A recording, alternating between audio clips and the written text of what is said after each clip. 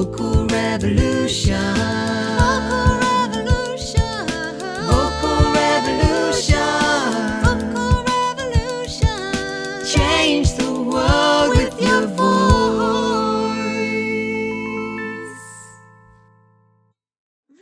Welcome to Vocal Revolution, Change the World with Your Voice. And it's just an extraordinary honour to have with me today Helen Chadwick, who I have had the honour of knowing for 10 years now.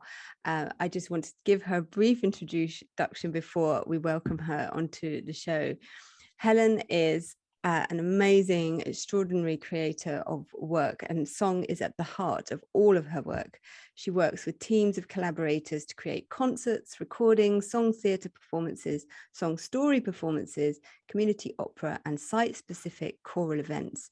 Her songs and performances are full of stories and include settings of many of the world's poets, interviews, and her own original lyrics.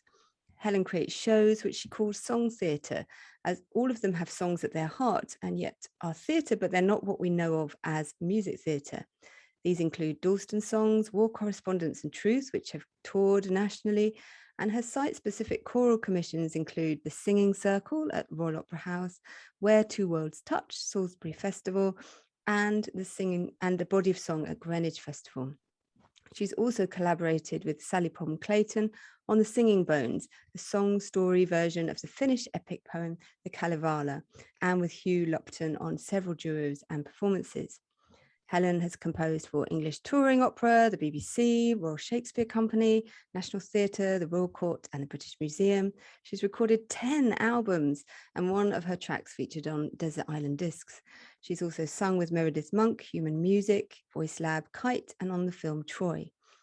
In 2002, Helen founded Sing for Water with the Thames Festival Trust, bringing together choirs to sing together and fundraise for WaterAid. Since then, events have taken place nationally and internationally, often in inventive places such as swimming pools and piers, raising over 1.2 million for WaterAid projects, which help to bring clean water to some of the world's poorest communities. And Helen received the President's Award from WaterAid for this project. She's also been awarded an Honorary Fellowship from Dartington College of Arts.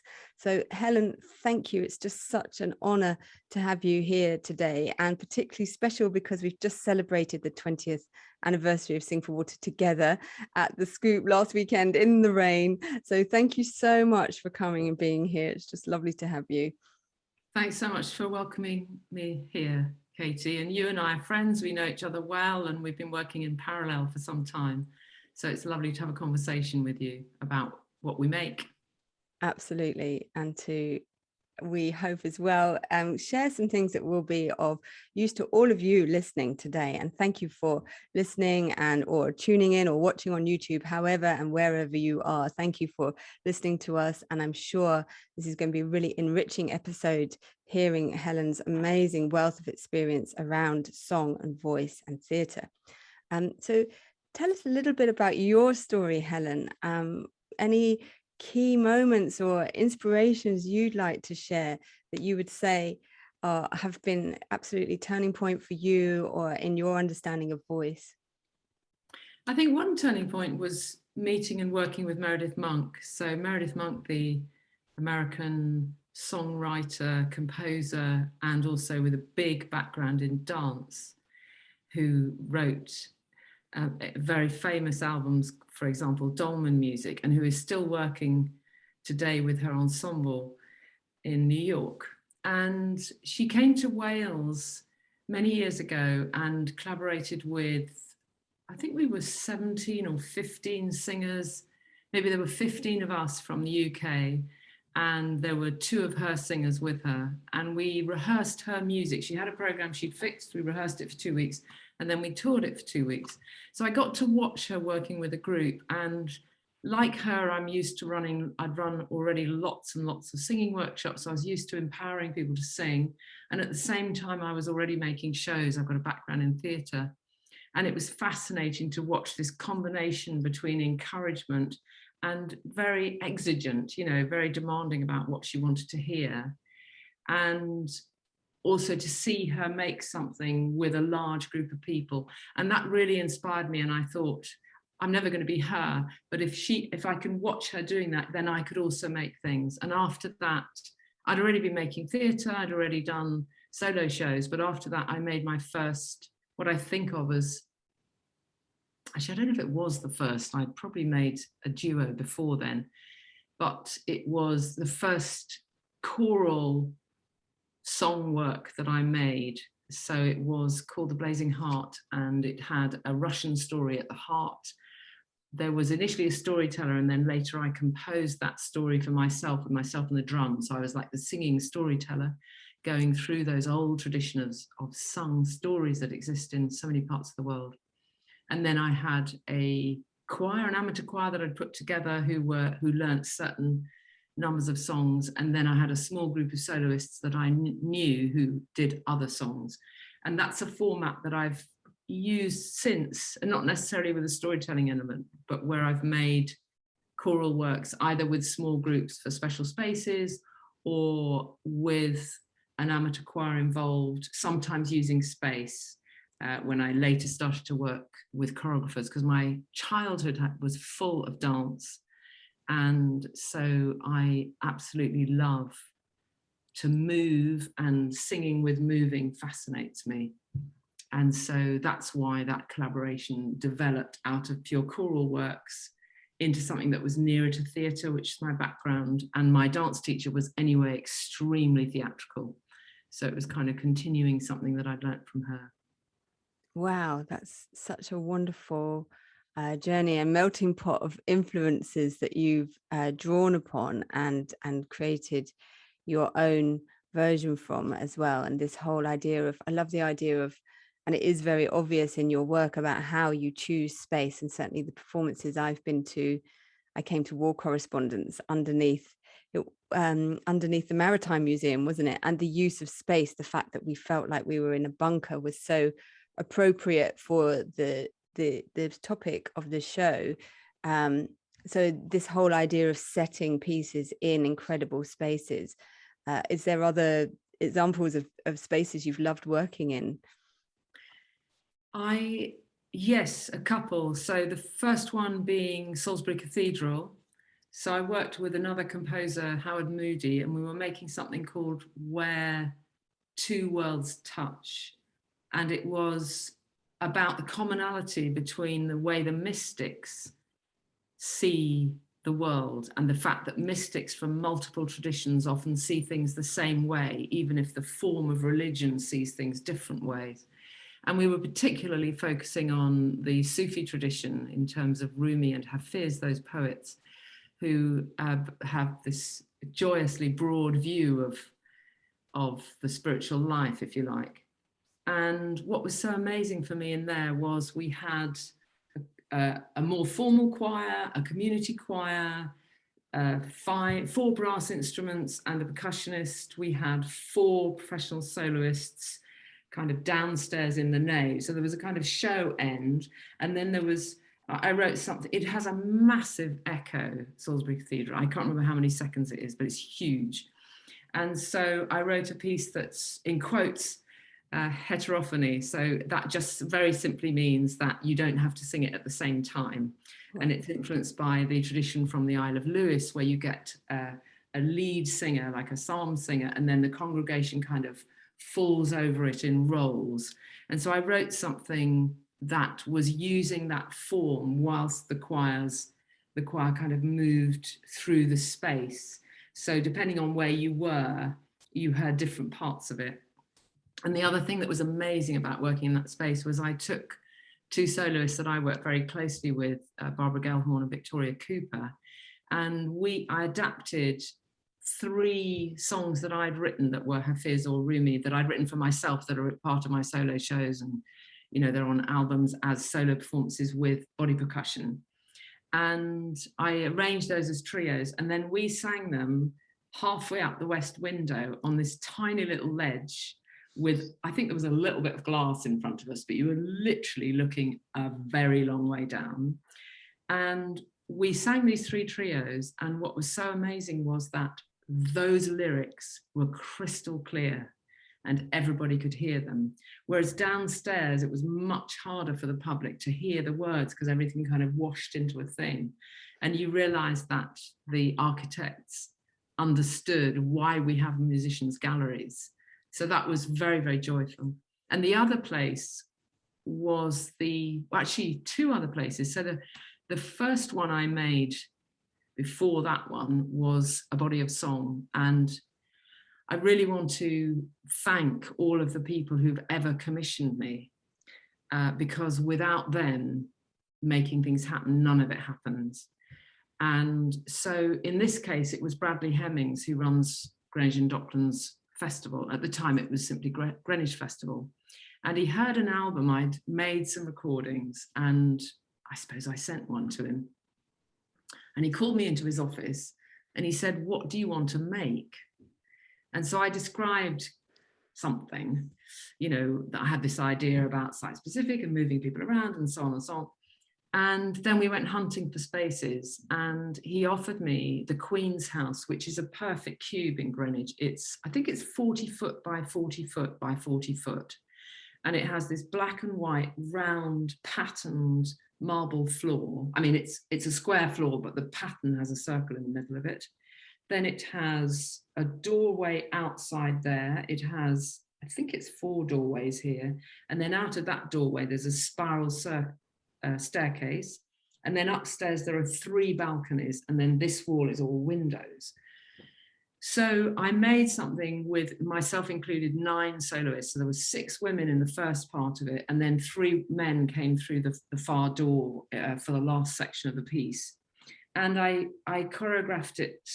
When I say choreographed, yes, I did. I shaped the way we used the space with what sound. So we started on the balconies, and then we sang down the spiral staircase, and then we used, walking through each other in lines and making circles and facing in and facing out. And anyway, we just made a whole shape that moved through that performance. And I utterly loved doing it. And then later, as you know, you mentioned me making song theatre.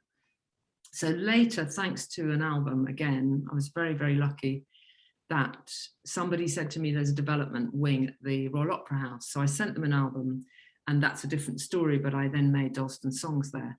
But after I was already making Dalston Songs, they were having a festival in the Floral Hall. And the Floral Hall is the old flower market in Covent Garden, and it has an enormous window this shape. I mean, huge. I don't know how high it is. And then it has a floor. It has a balcony halfway up this wall. It has 2 balconies where the restaurant is, and then it has a champagne bar in the middle. At the time, it was a different champagne bar to the one that they have in there now. But that champagne bar comes to bits. So they basically put the champagne bar in the corner, and I went in there and they said, will you make something for this? I don't know how I got the luck to do that. I was so happy. And so I asked them, I said, yes, I know what I want. I want 2 bollards. I want something that is, I can't remember the dimensions now, but let's say it was 8 foot in diameter circle at 1 foot, and then 5 foot in diameter circle on top of that, another foot. So basically you could have a trio or a quartet of singers in the middle at the top. You could have all the men, I had an amateur choir, you could have all the men, we had them sitting, we had them working with that whole space. We could have a soloist walk in from the side and just take charge in the middle. We had one song where all the men were on this balcony and all the women, they moved all the restaurant tables for us. The whole thing was empty. And all the women were on these balconies with myself and somebody else reflecting, conducting the choir. That was quite a highlight of the piece. We had people calling across. And then the other thing I had was 4 known as rostra, 4 blocks that were, I think, square rather than, usually they're 6 by 4 foot, but I think these ones were probably square, I don't remember. And I had 4 in each corner. And then I had the audience in 4 circles of chairs with these bollards in the middle, and I had 3 entrances. So the choirs could move through, you know, go around the bollards, move out. So what was so amazing for the public was, I think of it as a surround sound event, that the public they had people above them, around them, through them. They had choirs outside and soloists in the middle, or choirs in the middle and solos outside or above. And at it was such a, it was 25 minutes long. It was a short piece, and we did it 3 times on one day. And every time people stood up, and a lot of people wept, actually. And I think it was the power of being surrounded by sound and having, and also the topic of that piece, the subject matter, it was about the commonality, celebrating commonality and difference in London.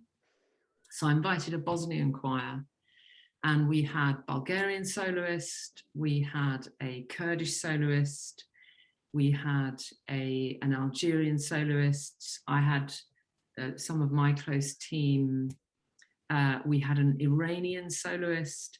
So it was about kind of celebrating these different people and sounds and traditions that coexist in London, and that make London such an extraordinary city.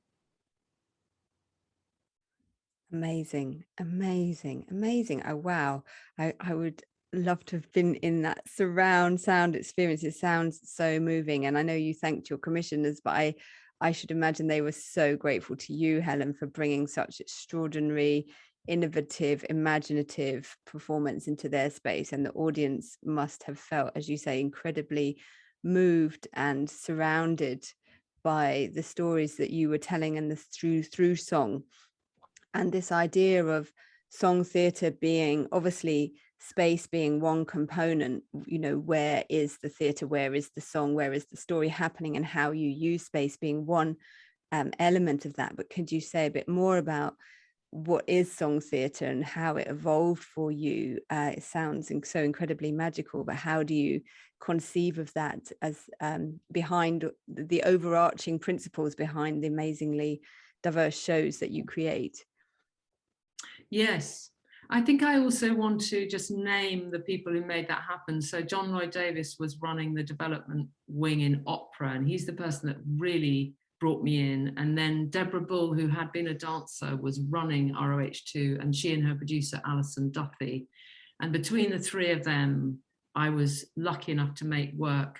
And also on that one, although I'd conceived the shape of that one, there was a choreographer that I wanted to work with for some time, who I'd met through working with him. I'd gone in to do voice work for DV8, the physical dance theatre company, run by Lloyd Newsome, and that was Liam Steele. So Liam Steele actually worked with the dancers with the performers, the singers in detail about, gesture, and also about, we knew they had to get upstairs during that song, and he would actually organise how it happened. So, we worked very closely together on that. Wow. So in terms of song theatre, I actually have been making it much longer than I've used that title. So my background was in community theatre, and then I made a solo show, which was actually song theatre. It was a series of songs, and it was theatre. And then a duo show with somebody, which is probably the nearest to what I think of as making. We worked with the Basque, Claire Hughes, who worked with the Basque theatre director, and it was really full-on song. Actually, we didn't speak at all in that, so it was full-on song. But the whole thing was, it was called Songs for the Four Parts of the Night, and it was kind of watching the night and watching the passage of the souls of the dead through the night. Sounds very, very odd. Wow. In those days, you could have candles on stage. And we toured that. We went to Colombia with it in Spain, and we had that show for 10 years. And because but we weren't videoing, or I'm lucky enough to have a few beautiful photographs from that show, but there isn't a record. So recently under lockdown, it's been a pleasure to find those old photographs and digitize them and be able to kind of go, oh, there was this show, because it's like a missing piece of history because of when it was made. And then after I worked with Liam, I had this commission, as I mentioned earlier, at the Royal Opera House, Dalston Songs. And what happened was that I'd had another person who really helped me was Tom Morris, who used to run Battersea. And Tom's the person who invented Scratch. Now you get kind of, oh, let's do some half-made shows everywhere. Actually, Tom had the idea, and it started at Battersea.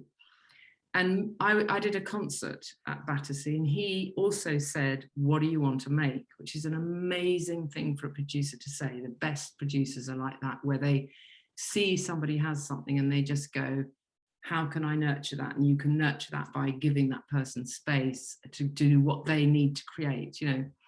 And so I'd done he helped me, he gave me some space, then we got some Arts Council money with his wonderful co-person, Emma Stenning. They've been running Bristol Vic recently. I mean, he's still there. And I made a kind of version of Dalston Songs. So when I say Dalston Songs, I interviewed my neighbours in the East End, in Dalston where I lived, in my street, and a few other people. And from those interviews, I made songs, and I made a song cycle. And then Liam, the same choreographer who I worked with, staged that. And then when I got the commission from the Opera House to do that, because they'd heard the albums and they'd seen us do a couple of concerts and they worked out I had a theatre background, he wasn't free, and he suggested, first of all, another choreographer that I was like, who asked me about how they were going to be accredited, and I thought, oh, I can't work anyone who only wants to do the job because of how they're going to be credited. And then he said, oh, you need my friend Steve, and he came to see the showing anyway. And since then I worked with Stephen Hoggett, who is a wonderful theatre choreographer. And so I really think that's a collaboration, that we make those shows together. So Dalston Songs, all of those shows, Dalston Songs, War Correspondents and Truth, are all made from interviews. So what happens is I have an idea, I take it to Stephen and go, what do you think? I've had an idea about making a show, and he goes, good idea. And then, or I've already got, in the case of Dalston, I'd already got all the material, I got the songs, and then he showed up. With the other shows, they were together. And so I think the way it's worked is, in my case, and obviously there are other people making their own versions of what I would also call song theatre, whether they call it that or not. But the way that we work together is not like London Road. So there's a musical, London Road, which is based on the story of some prostitutes who were killed in Ipswich. And that, the music for that is written exactly in time to the way the interviews are. So the singing is in, so if I said to you, oh, I love the lighting, then the music wrote, oh, I love the lighting, and it had the same rhythm. Whereas I wasn't doing that, and I wasn't trying to reproduce what I was told. What I was doing was selecting the key passages, or in the case of War Correspondents, there were several very important topics that came up in the interview that I wanted to highlight. So I knew that there had to be something about the danger, for example, a very simple topic. I knew there had to be something about post-traumatic stress disorder, or the wider picture around that. So sometimes I would take sections of an interview, and sometimes an interview would become a whole song. And then from that, I would write a song which wasn't connected to the rhythm of how they spoke. And then those songs would go into a rough order and get taught to the singers, and then Stephen would then stage that. And because I was also a performer, at that point, although we're still totally collaborating together, he becomes more like a director. So it was slightly different to what I did for Greenwich with the Queen's House, because we weren't being anything more than singers in that. We were just populating the sound and the space in the same way we did at the Royal Opera House for Singing Circle, that I wasn't trying to tell somebody's story. They had topics, they absolutely had subject matter, but it wasn't, you know, in the case of War Correspondents, we were all war correspondents. And the thing that made me happiest about that is the response of some of the correspondents who did manage to come. Some of the UK correspondents managed to come, and that was just so heartening, because I think so much of drama about war correspondence or film or TV is kind of dramatizing it, and, you know, kind of painting, rather trying to make them look bigger. Yeah. There was just something very simple about making songs out of their words, and then the way that Stephen staged it was extremely theatrical, but we weren't making it theatrical. It, you know, it was very powerful material because of what they'd given us. Yes. But we didn't need to try and enhance it and make it into more interesting than it was, you know. Absolutely, absolutely. So I'm hearing that, you know, the core elements are the stories or the subject. Sometimes the story might be, as you say, subject matter or topics, and the content of the interviews that you're working with, and the topics and themes you're working at and pulling out of that. And then you've got the staging, the space, and then of course the delivery of everything through song. And do you do most of the coaching around the song? If your choreographer is doing the directing spatially, how are you directing people around voice, Helen? Is that your main role, would you say? So initially, yes, always, you know. So singing Circle, I'd love it if I'd had a musical director, but actually I did it. And I'm not a very good pianist, so I think some of the singers who showed up at the choir were like, she doesn't really know what she's doing. And also because I need to make stuff on people. So I come with ideas and then I try them out and then I go, oh, I tell you what, I'll write an extra verse and let's change the spacing of that. So I don't tend to show up with the finished article where I go, right, you go over there and you do this and you do that and this is how it goes. And lots of people are not used to being inside that creative process. They're used to showing up to something that's, you know, let's sing Verdi's Requiem and there it is and that's how it is and we're not going to change it and why would you, sort of thing. But because these are often pieces which are being created for the first time, and that's sometimes the case even with performers. So when we did Truth, we were in Birmingham. So this based on interviews with, actually this is slightly different. I emailed a lot of people and I said, would you like to send me, all over the world actually, would you like to send me a story about a moment in your life where you told the truth or you lied and the impact of doing that on your life? And we were doing the tech rehearsals and the dress rehearsals and opening it in Birmingham Rep in their, I don't know what it's called, the studio theatre or something. And when we were looking for in the few days before we went to Birmingham, and tech is a very, very, the technical rehearsals in theatre, they are for tech, they are for the lighting, they are for the sound, they are for costumes, they are for design. They're not actually to rehearse. So normally you fix everything before you get to tech, even if you make minor changes, because it's not for the performers. I mean, obviously the performers need to know where their things are, but that's not the issue. It's not whether you sing anything well.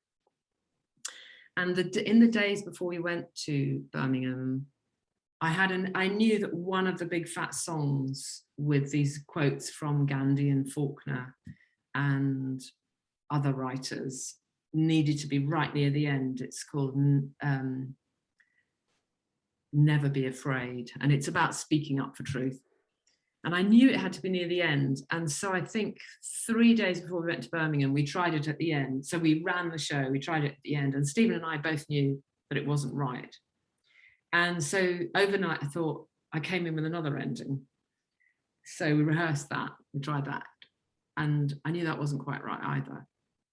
And the performers were starting to say, we need to know what's happening, because performers need security, it's normal. But I knew it wasn't right. And what's so fantastic working with Stephen is we trust each other.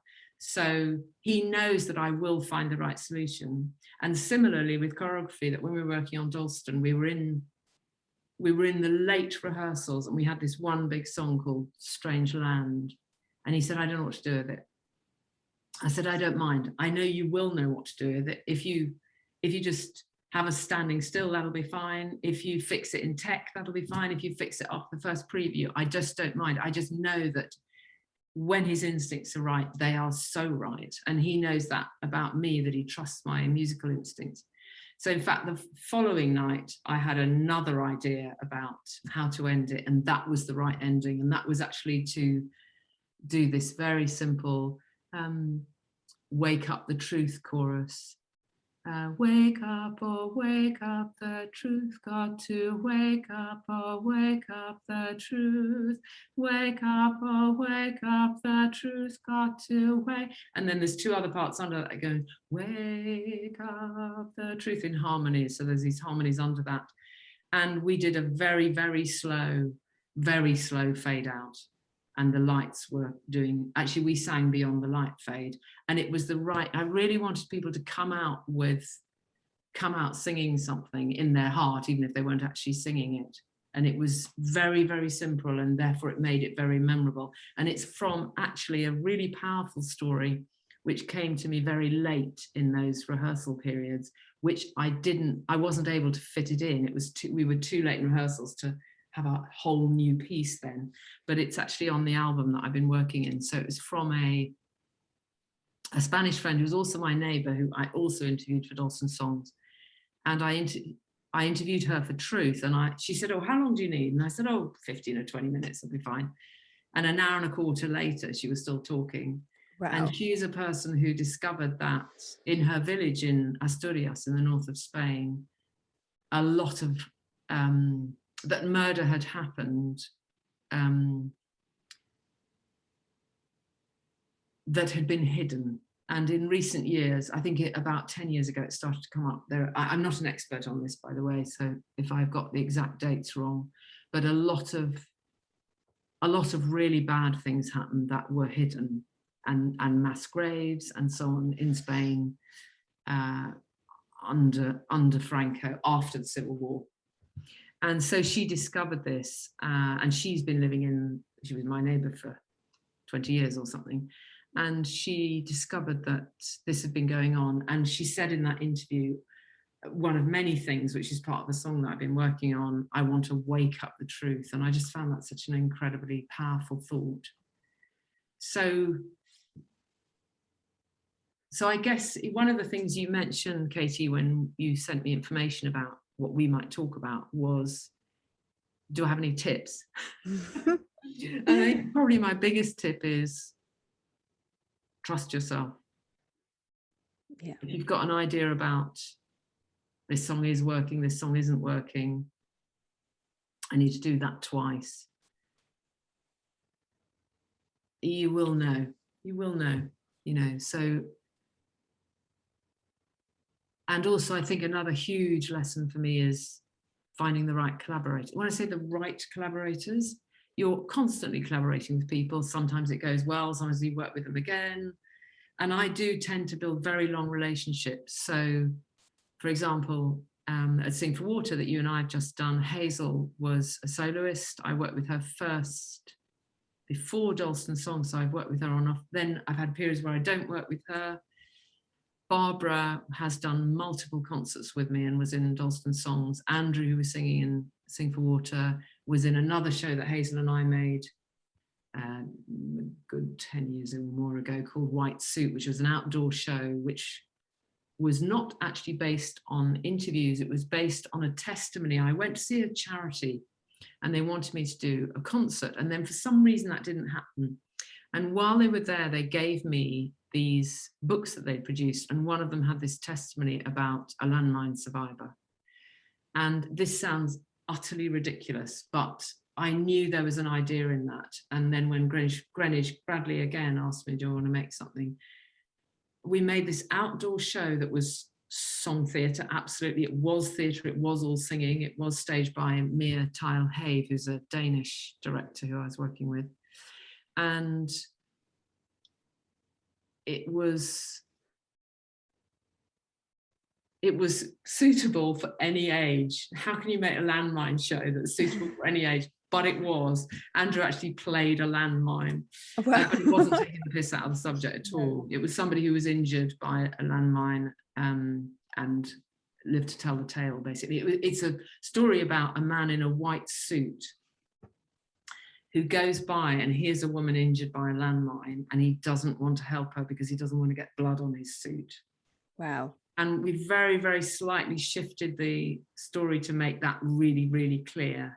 And I worked with a writer for that, Carl Miller, because although I do write lyrics, I don't consider myself a writer in that sense. So he wrote the lyrics for that, even though I'd kind of had the shape of it. I knew what it needed to be. And then he and I worked very closely, and he did fantastic lyrics for that. Wow, amazing, amazing. These are so powerful stories. And I want to also thank you for that tip in the middle of saying, you know, in the midst of creating these incredible works, I heard so much risk taking and so much trust. And of course, the more we trust in ourselves and in our collaborators, then the more risks we can basically take. It was what I'm hearing, because you had such trust in your collaborators to say, yeah, I'll trust you to go right to the wire, even if we change it and we're halfway through the run, that's okay. I know you'll get the right thing. So that great trust of, and then also trusting yourself with such, and your performance with such epic stories and such, you know, such in many ways, certainly all the pieces I've seen that you've created they're immensely playful, and they're also immensely profound, and they're grappling with some huge issues and topics. And how do you support your performers to, you know, because you were mentioning that the performers will of course be anxious and go, I need to learn my lines, I need to know what I'm doing, I need to know where I come on. How do you support them through that process of trusting more, so that they can then relax and go, yeah, I'm ready, and I'll be open to changing my performance, I'll be open to shifting something at the last minute? What do you do to help them?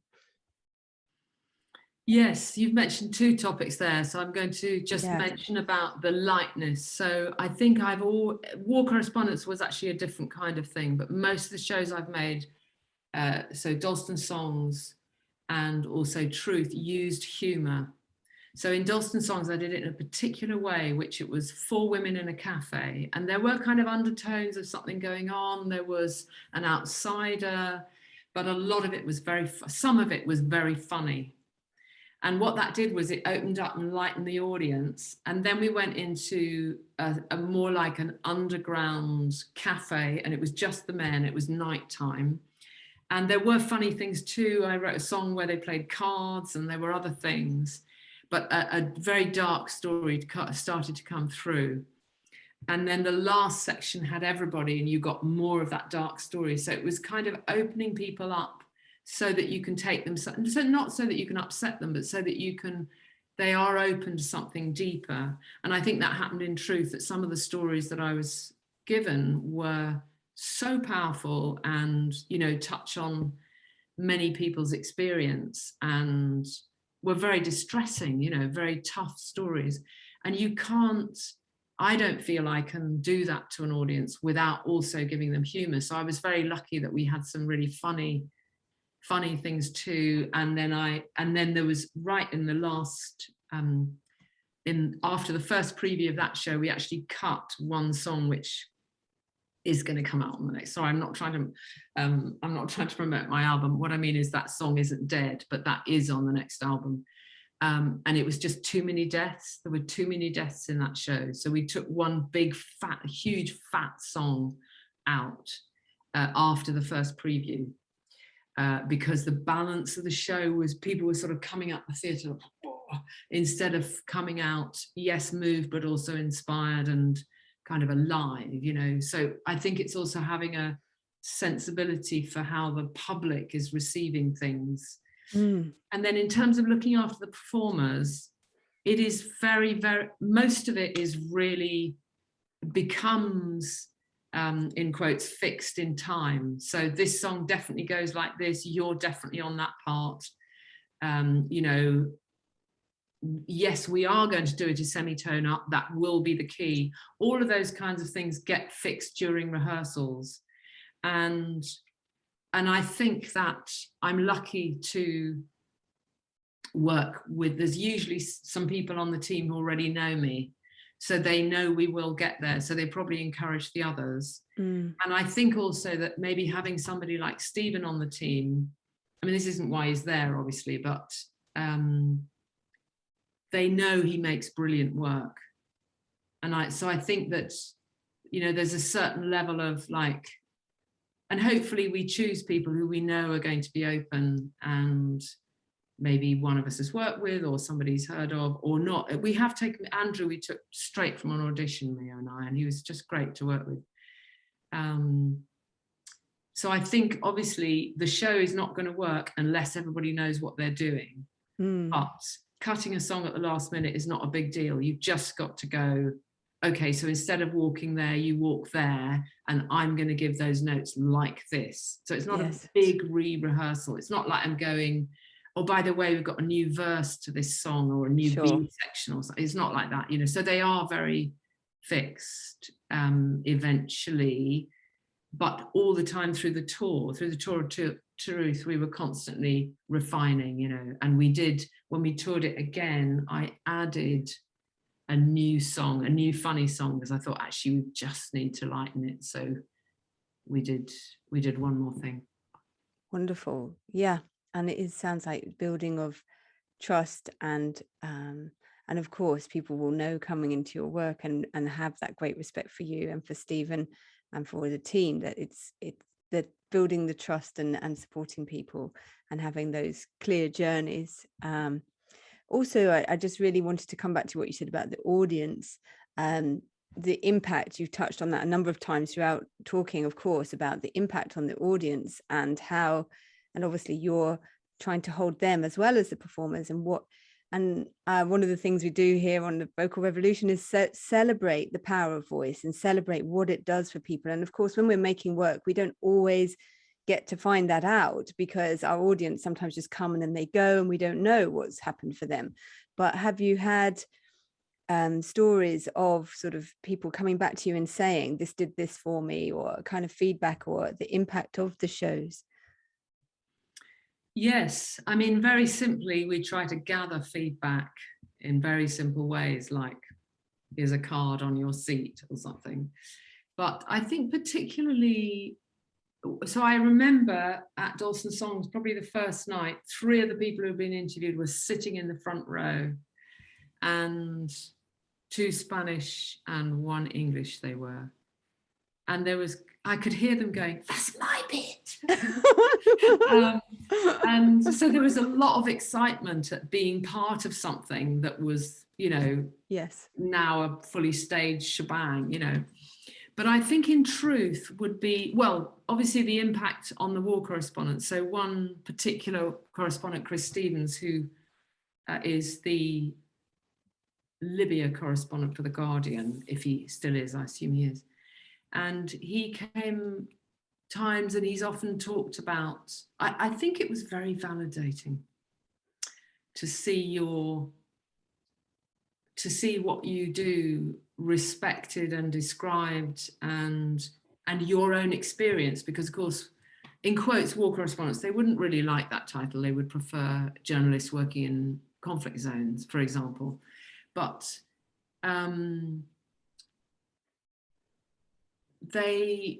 what they are doing is telling the story in Bosnia, or telling the story in Iraq, or telling the story in Afghanistan. Their own story does not get told. I think that's why that was very unusual, you know, for that to be there. And also Chris came to the show and he went, I know exactly who you are. I mean, it wasn't that we knew these people, but he could actually, one of us reminded him of such and such a journalist. He didn't tell us the names, you know, of such and such a journalist he'd worked with. So I think that was very powerful in terms of validation. I mean, this is me speaking out. Obviously, it'd be better if Chris spoke. But in truth, what happened was there was a very powerful, very tough stories. So there was a story about an abuse survivor, and there was a story of someone who had a very, very nasty attack because of being gay. And for example, so I would keep from the company who they were. I didn't share with the company whose story was whose. And there was one incident where a lovely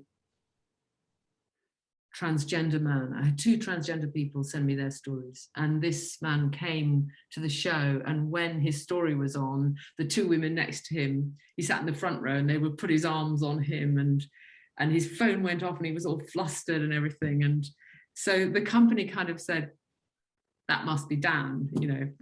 And I went up to him after and said, would you like to meet the cast? So that was an unusual circumstance where something became public, and he was really proud that his story was part of supporting transgender stories to be told, you know. So that wasn't something that he was wanting to hide. But the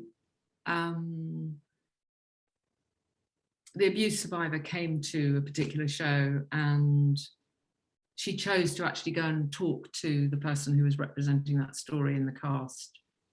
And then she wrote to me afterwards, and it meant a lot to her. I can't say I'm not that person. I can't say what it meant.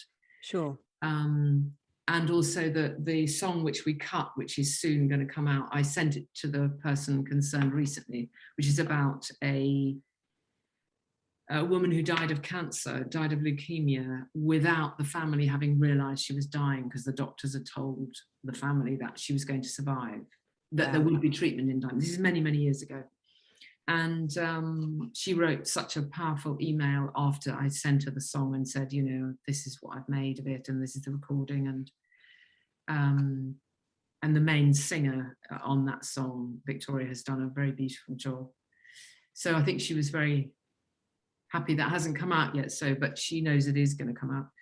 And then the person who was attacked because they were gay by people connected to their situation came several times to see the show and gave notes. The cast met them, and nobody worked out it was them. Wow. And Stephen knew, but nobody else knew. Yeah. And I think that I don't know the impact. I haven't asked them, but they were very engaged with working with me to get that particular story precise, and also they know about making work, so Yeah. they were also kind of collaborating in a more active way than a non-person who works in the arts would do, you know. Sure. So I think I mean, those, I'm talking about particular stories, and then I suppose something like, but I find people come up to after shows and say stuff, and I can't hear it. I mean, I don't mean I can't hear it. I love it when people say that it's meant something to them or they're moved. And I've got all the writing that people wrote on the cards and, you know, put it in the Arts Council application. But it kind of passes by me. I can't really take it in. I just, but I'm really happy, because obviously why would you make work if it doesn't speak to people? Yes. So it does really matter that people respond. Really, it really, really matters. And I think that probably the biggest one for me was the war correspondence, because you know, if we'd got it wrong, the whole thing would have been a waste of time, and that, you know, that would have been awful. And I don't mean there was a right or a wrong, but you know, you're dealing with people's lives and experiences, and they've been generous enough to share it with you. And yeah, it's that generosity of people trusting you and that's quite a responsibility, isn't it? And there is a responsibility, I think, as an artist, anytime we step out and tell a story, especially if it isn't ours and we're representing it, then we have a responsibility how we do that, and that we do it respectfully and honor them and do it to the best of our artistic abilities. So I hear you about that, and it's really lovely to hear the stories of people whose stories were part of your work and the impact on them, and also the wider audience. It's a beautiful thing to hear. I guess that's how I came into knowing you, was through having been myself just exploring music about water, and then a friend saying to me, you should go and find Helen Chadwick, she does this thing called Sing for Water. And so then finding myself singing in Sing for Water one year, and just going, wow, this is the most extraordinary thing. This is what I've always believed singing can do, that we can bring our voices together and make a difference potentially to other people around the world, which is, I know you describe it, and you can say more about how you see the magic of that. But it's another very powerful example of your work being transformative, and the power of voice generally being transformative. So would you have to just talk a little bit about that magic that is Sing for Water? I think that the whole story of Sing for Water is something that none of us have controlled, and therefore it has a magic in it. I think the biggest magic is singers coming together to sing,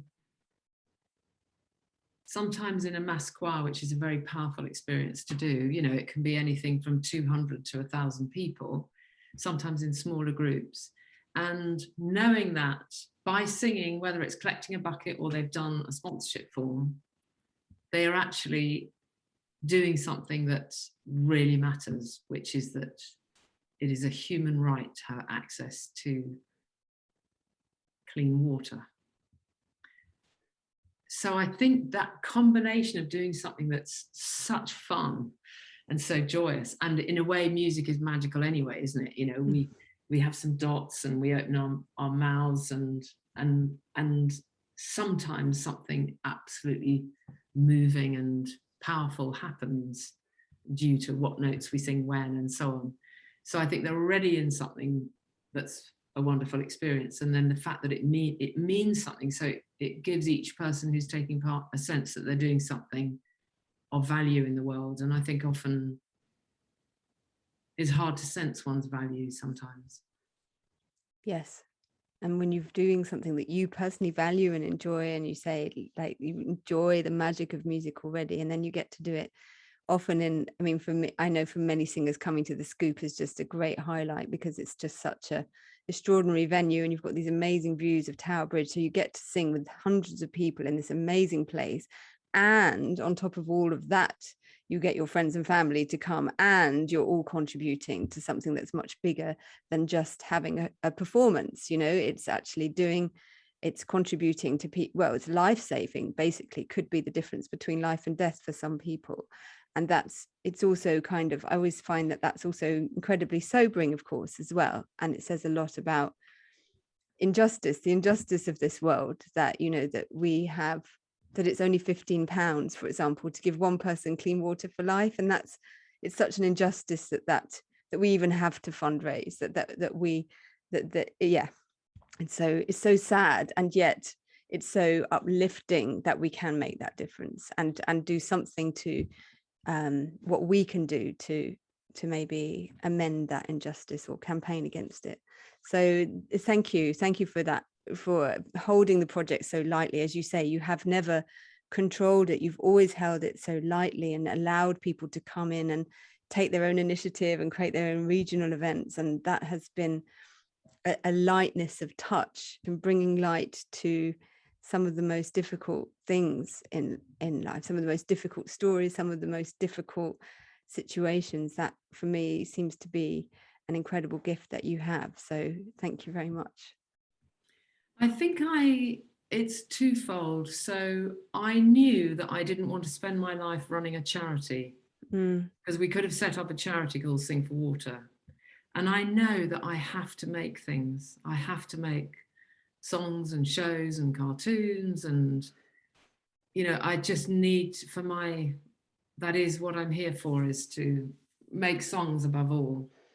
And so I knew that I didn't want to do that. And so in fact, the fact that it's a multi-headed organisation, you know, there's Catherine who did it in Commonwealth Games in Australia, who came from Thames, and then there's Rowena doing lovely things in Cambridge in the swimming pool, and, you know, you and Roxanne in London, and then there's Chris and Wendy and the team in Bristol, and then there's the team in Leicester. And it's like, I think that that was actually a piece of great luck. That it's another tip actually, which is titles. I think that finding a good title is a really powerful act, and Sing for Water is a really simple idea. So, you know, having an idea and then letting it flourish. So I did it because I need to do other things, but actually the result of me not trying to cling on to it and control it. And maybe that's also to do with, obviously I'm most grateful to the collaboration with Thames, because I'd had the idea and then they came in and said, we're thinking about doing something with mass choirs, what about it? And so, you know, it was really thanks to that collaboration that the mass choir kind of a thing developed, which has happened as well as other kinds of events. So it has been led and developed, and the fundraising done by lots and lots and lots of people, and I include all the people who sing in those choirs, as well as the choir leaders and all the producers, all the people who've actually organised the things that you stand on and the sound kit, all of those people that make it work, you know. Yes. And to you and Roxanne, who've been doing it together with such success in London, it's been glorious. Thank you. And last week was a very moving tribute, and that we were able to somehow bring it together despite the pandemic, despite the weather, despite all sorts of obstacles we encountered. It was felt particularly epic and this year, and it's been my incredible honor to serve the project and to feel part of something that, as you say, is so wide and so generous and so constantly creating, and people coming up with their own ideas. And because you are a creative, and you said something very important there about honoring that you're someone that needs to make something, and honoring your truth then enables other people, I believe, to be their creative truth, and and that's what I've always experienced around you, Helen. You give such permission, and you give such trust in the creative process. And I guess that's also from, of course, your very, very wide experience of learning to trust and seeing things happen and making things happen so many times in so many amazing ways. So if you were to give us maybe one final tip about that whole thing, about how do we stay true to our creativity, because so many people, it's so easy to get lost, isn't it? It's so easy to go. You could have easily said, okay, I'll set up a charity. I don't really want to, but hey, I'm going to do it for the best of the project. But actually you didn't. You listened to what was inside of you. You didn't get distracted. You stayed with making song theatre, making songs, being you. And in doing so, your whole project exploded to a level that you never imagined. And many, many, many other beautiful, joyous things have also come out of that. So many projects and so much creativity. So what would your, I don't know, final words be about staying true to our creativity? I think there's two things. One is, it is fascinating that project has flourished through lack of control. And I don't mean chaos, but it is interesting to see that when you suggest, you know, would anyone like to do another project somewhere, and nurture, hopefully, you know, provide what, you know, talk to people or whatever, that things can grow, and they grow in their own way. And everybody knows that about children, don't they? I'm not an educationalist, but people know that that's, you need to nurture what's there, you know. And that, I know this teaching songwriting, that I've stopped going, it'd be better, I mean, I don't know if I ever did this, but, you know, I don't go, it'd be better if you did X, or have you thought about Y? All I do when we run songwriting workshops is I go, fantastic, I loved that bit, and the way your voice curled into that was fantastic.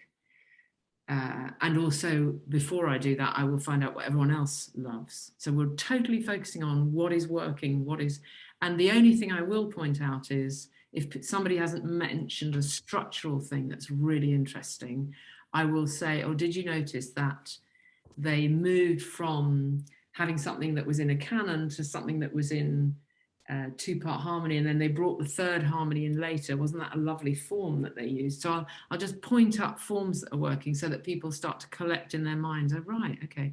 And what I've noticed is, the more you do that, the people just make fantastic work really quickly, because they just feel like any, you know, I can trust myself. It's about trusting. So I guess that's the last thing to say is, I think, you know, like I do, if I look at Meredith Monk, or I look at Laurie Anderson, who I think was, you know, is an amazing artist, and is, you know, I look at her and I go, oh my God, all that technology, I just don't know how to do it, and, you know, and everything. And I think what I would suggest is, no idea is too small. So, you know, you've got like half a phrase or a few words. That's how I start too. I don't start with, it doesn't look like the big picture. I don't have I'm not the kind of, I've got the whole thing lined up. All I have is the trust that with some collaborators, I will be able to make something, whether that's a sound engineer, or whether that's some singers, or whether that's a choreographer.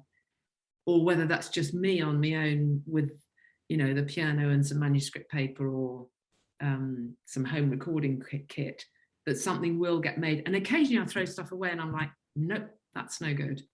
But most of the time you will arrive at something. So I think it's never not do it because you think your idea is too small, because everything comes from a small idea.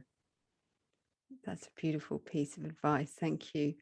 Yeah. And it is, isn't it? It's those little fragments, and fragments can, and wisps and sparks. I kind of like seeing them as sparks of inspiration that can sometimes just arrive, and they can be very, they can appear to be very just, you know, intangible, but it can be, you know, I often find there's just sometimes even on the bus, you just get an idea on the bus and think, and that's why having our voice, we're very lucky we have voice recorders now on our phones, and, you know, but it would have been a notebook, you know, just take that little moment of inspiration when it lands, and then that from that can become anything really, a book, a show, a song. But if we've just got to give it that space to run with it, isn't it, and nurture it. Fantastic. Thank you so much, Helen. You've been so generous and shared so much with us today. If people want to come and find you, where can they do that? It's helenchadwick.com, and there are some kind of photos and videos of performances. So if anyone wants to look at kind of what are these site-specific things, some of that, I don't have videos for everything, unfortunately, but the song theatre stuff, there are a few very, very short videos if anyone wants to look at those. And then there's music, you know. Fantastic. And have you got anything particular coming up that you'd like to invite people to, workshops or anything like that? I think the biggest thing is, after very, very slow, it's all about finding the right collaborators. I am bringing out a new recording, and also on the website for choir leaders, or for anybody actually who wants to sing the material, I've at last got my act together to create scores and sound files. So that will also be released, I don't know, within the next month or something. Oh, that's really, really exciting. I know there's so many choir leaders who absolutely love teaching your work, including myself, and singing, teaching it to their choirs, and everyone enjoying that together. So that's a wonderful resource, and I can appreciate how much work has gone into creating that. So thank you for sharing your work so generously and allowing other people, again, with that lightness of touch, allowing them to come and enjoy your songs, your stories, and the wonderful creative inspiration that you bring people, and encouragement. As you say, you are tremendously affirming. I've experienced that so many times. You just say, yes, Katie, yes, do that, yes, more of that.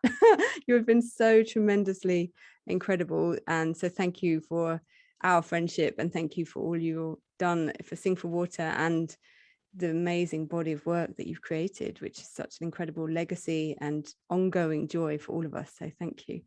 Thank you so much, Katie. It's lovely to also, I want to mention that you and I, through the whole of the pandemic, have been supporting each other. So a few years ago, I don't know where it came from, I had an idea called Ring Fence, where you would work in parallel with another artist or anybody. And you and I have been doing that, where we block most days that we can, an hour or an hour and a half, occasionally it's longer, a block of time, and we say what we're going to work on. And for me, it's usually those things, those creative things that don't have deadlines. They don't involve other people's deadlines, like making albums. Nobody's waiting for my album except me, or composing. Sometimes they do have deadlines that, yes, I've got to write some music for a dance company or something, but it's not like I need it today.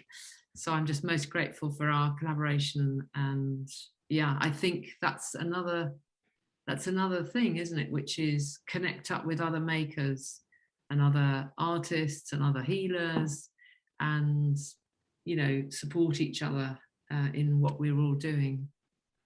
Absolutely. It's that joint support is so important. And as you say, when we're doing creative work, no one is necessarily jumping on us to do it, but it's somebody said once, it's doing what, just not what only is urgent, but what is important.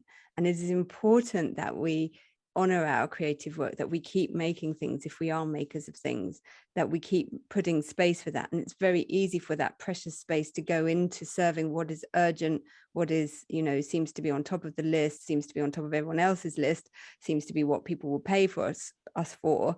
but actually still making it's so important to make time for creativity. And thank you for teaching me the ring fence, because it really is a magical thing. It really works. It's another magical formula that suddenly, just because you know you've got to tell someone at the end of the hour, what did you do, you become accountable to yourself and your own creativity, not in the sense of I'm reporting back and I need someone to tick on a clipboard, but it's that honesty of going, this is where my process is, and someone cares about it and wants to share their process with me, and of course we can cheer each other on, which is that the most important thing is the support, isn't it?